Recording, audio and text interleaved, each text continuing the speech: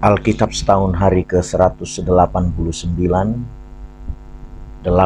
Juli, dari Mazmur 81 ayat 9 hingga 17. Dengarlah hai umatku, aku hendak memberi peringatan kepadamu, hai Israel.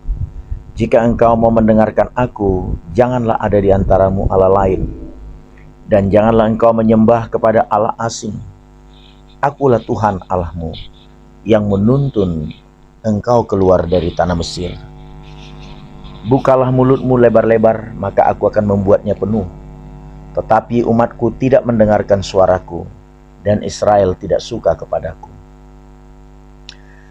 Sebab itu aku membiarkan dia dalam kedegilan hatinya, biarlah mereka berjalan mengikuti rencananya sendiri. Sekiranya umatku mendengarkan aku, sekiranya Israel hidup menurut jalan yang kutunjukkan, seketika itu juga musuh mereka aku tundukkan, dan terhadap para lawan mereka aku balikkan tanganku.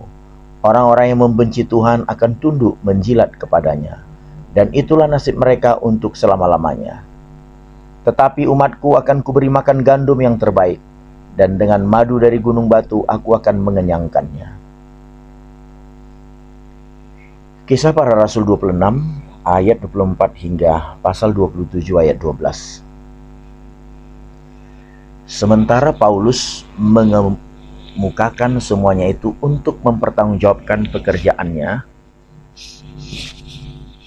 berkatalah Festus dengan suara keras, "Engkau gila, Paulus. Ilmumu yang banyak itu membuat engkau gila." Tetapi Paulus menjawab, "Aku tidak gila, Festus yang mulia. Aku mengatakan kebenaran dengan pikiran yang sehat. Raja juga tahu tentang segala perkara ini. Sebab itu aku berani berbicara terus terang kepadanya. Aku yakin bahwa tidak ada sesuatu pun dari semuanya ini yang belum didengarnya. Karena perkara ini tidak terjadi di tempat yang terpencil. Percayakah engkau, Raja Agripa, kepada para nabi? Aku tahu bahwa engkau percaya kepada mereka." Jawab Agripa, "Hampir-hampir saja kau yakinkan aku menjadi seorang Kristen." Kata Paulus, "Aku mau berdoa kepada Allah, supaya segera atau lama-kelamaan bukan hanya engkau saja, tetapi semua orang lain yang hadir di sini dan yang mendengarkan perkataanku, menjadi sama seperti aku, kecuali belenggu-belenggu ini." Lalu bangkitlah raja dan wali negeri serta Bernike dan semua orang yang duduk bersama-sama mereka. Sementara mereka keluar, mereka berkata seorang kepada yang lain, "Orang itu tidak melakukan sesuatu yang setimpal dengan hukuman mati atau hukuman penjara." Kata Agripa kepada Festus, "Orang itu sebenarnya sudah dapat dibebaskan sekiranya ia tidak naik banding kepada Kaisar." Setelah diputuskan bahwa kami akan berlayar ke Italia, maka Paulus dan beberapa orang tahanan lain diserahkan kepada seorang perwira yang bernama Julius dari pasukan Kaisar. Kami naik ke sebuah kapal dari Adramyttium yang akan berangkat ke pelabuhan-pelabuhan di sepanjang pantai Asia. Lalu kami bertolak. Aristarkus, seorang Makedonia dari Tesalonika, menyertai kami. Pada keesokan harinya kami singgah di Sidon. Julius memperlakukan Paulus dengan ramah dan memperbolehkannya mengunjungi sahabat-sahabatnya, supaya mereka melengkapkan keperluannya. Oleh karena angin sakal, kami berlayar dari situ menyusur pantai Siprus, dan setelah mengarungi laut di depan Kilikia dan Pamfilia, sampailah kami di Mira di daerah Likia. Di situ perwira kami menemukan sebuah kapal dari Alexandria yang hendak berlayar ke Italia. Ia memindahkan kami ke kapal itu. Selama beberapa hari berlayar, kami hampir-hampir tidak maju, dan dengan susah payah kami mendaki Knidus. Karena angin tetap tidak baik, kami menyusur pantai Kreta melewati Tanjung Salmone. Sesudah kami dengan susah payah melewati tanjung itu, sampailah kami di sebuah tempat bernama Pelabuhan Indah, dekat kota Lasea. Sementara itu sudah banyak waktu yang hilang. Waktu puasa sudah lampau dan sudah berbahaya untuk melanjutkan pelayaran. Sebab itu Paulus memperingatkan mereka, katanya, "Saudara-saudara, aku lihat bahwa pelayaran kita akan mendatangkan kesukaran-kesukaran dan kerugian besar, bukan saja bagi muatan dan kapal, tetapi juga bagi nyawa kita." Tetapi perwira itu lebih percaya kepada jurumudi dan nakoda daripada kepada perkataan Paulus, karena pelabuhan itu tidak baik untuk tinggal di situ selama musim dingin. Maka kebanyakan dari mereka lebih setuju untuk berlayar terus dan mencoba mencapai kota Phoenix untuk tinggal di situ selama musim dingin. Kota Phoenix adalah sebuah pelabuhan pulau Kreta yang terbuka ke arah barat daya dan ke arah barat laut.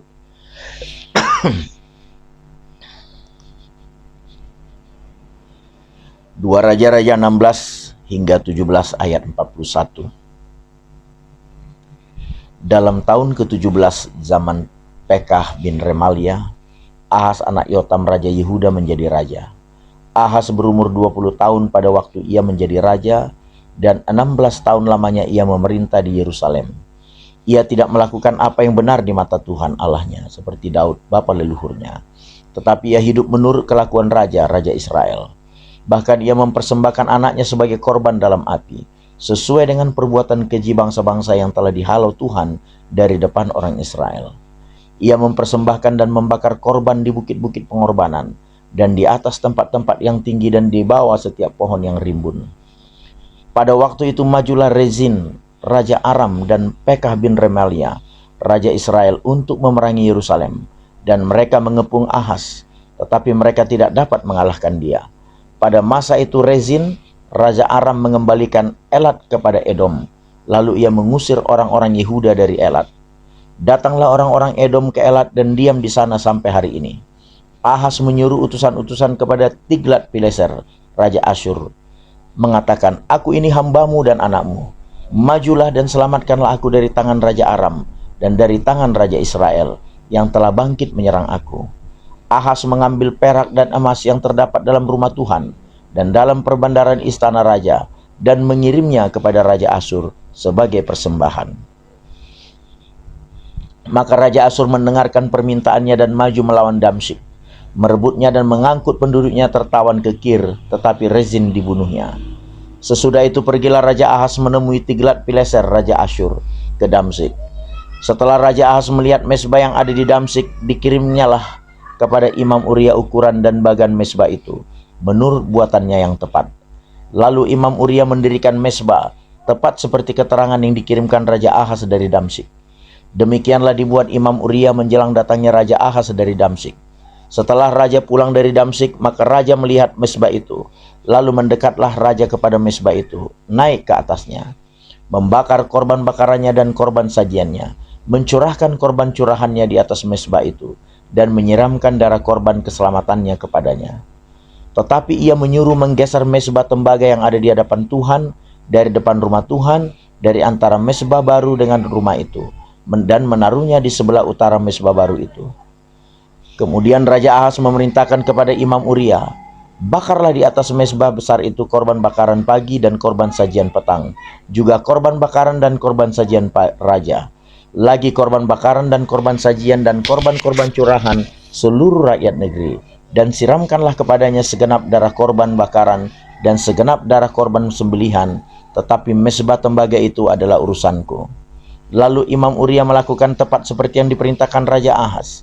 Sesudah itu Raja Ahaz memotong papan penutup kereta penopang dan menyingkirkan bejana pembasuhan dari atasnya.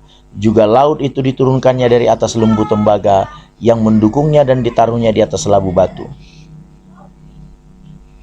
Selanjutnya demi Raja Asyur disingkirkannya dari rumah Tuhan serambi tertutup untuk hari Sabat yang telah didirikan pada rumah Tuhan, juga pintu masuk untuk raja yang di sebelah luar. Selebihnya dari riwayat Ahaz dan apa yang dilakukannya, bukankah semuanya itu tertulis dalam kitab sejarah raja-raja Yehuda?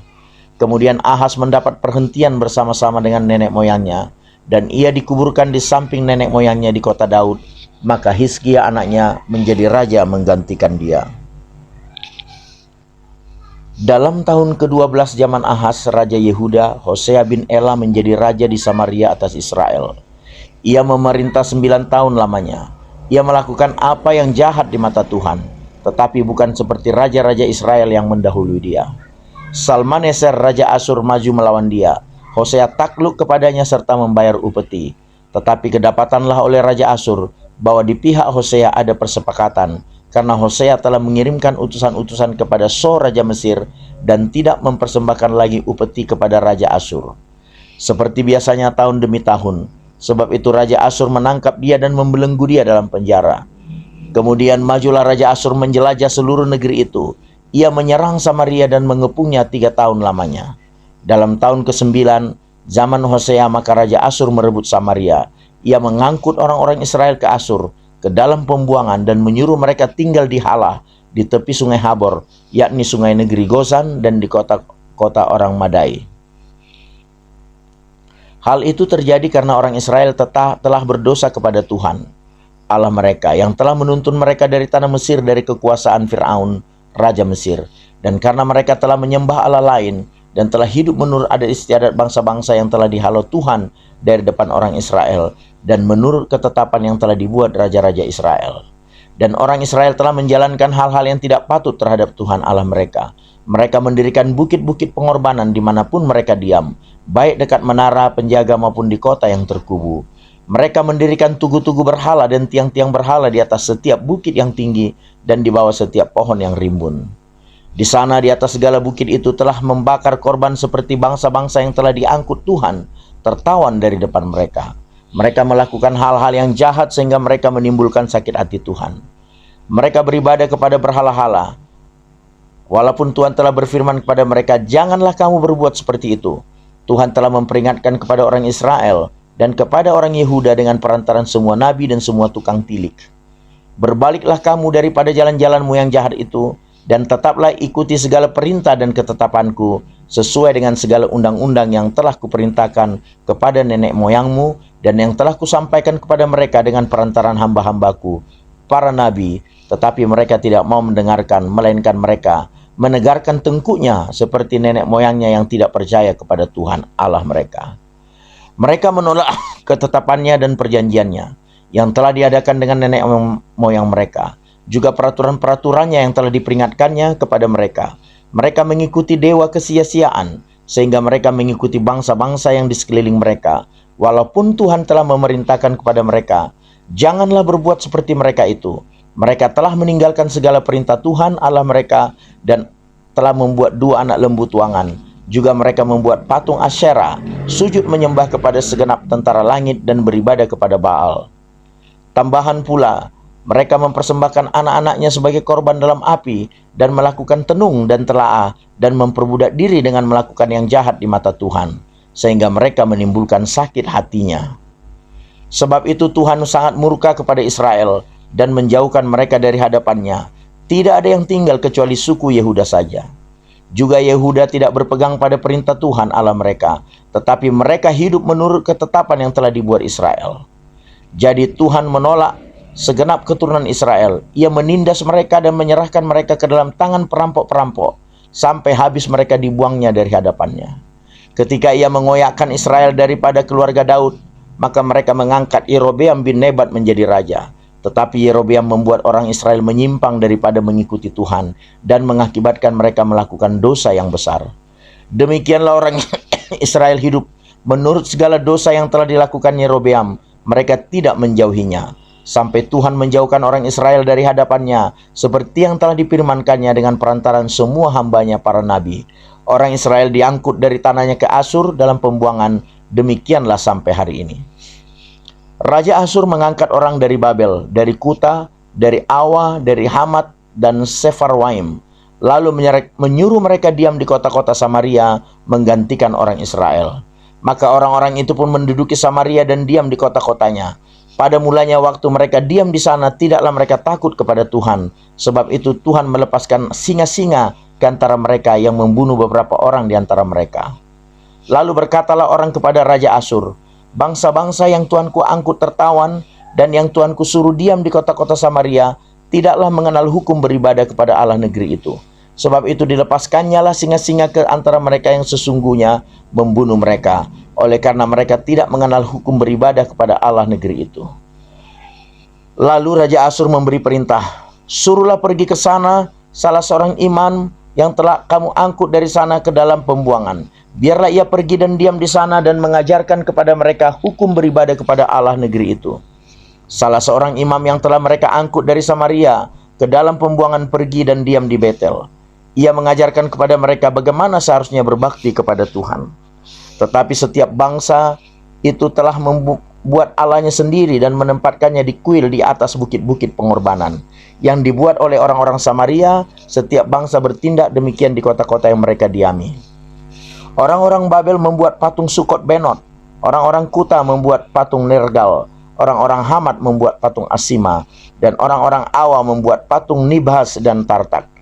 Orang-orang Sefarwaim membakar anak-anak mereka sebagai korban bagi Adramalek dan Anamelek, para allah di Sefarwaim. Di samping itu mereka berbakti kepada Tuhan dan mengangkat dari kalangan mereka imam untuk bukit-bukit pengorbanan. Maka orang-orang inilah yang melakukan ibadah bagi mereka di kuil di atas bukit-bukit pengorbanan itu. Mereka berbakti kepada Tuhan, tetapi dalam pada itu mereka beribadah kepada Allah mereka sesuai dengan adat bangsa-bangsa yang dari antaranya mereka diangkut tertawan. Sampai hari ini mereka berbuat sesuai dengan adat yang dahulu. Mereka tidak berbakti kepada Tuhan dan tidak berbuat sesuai dengan ketetapan, hukum, undang-undang, dan perintah yang diperintahkan Tuhan kepada anak-anak Yakub yang telah dinamainya Israel.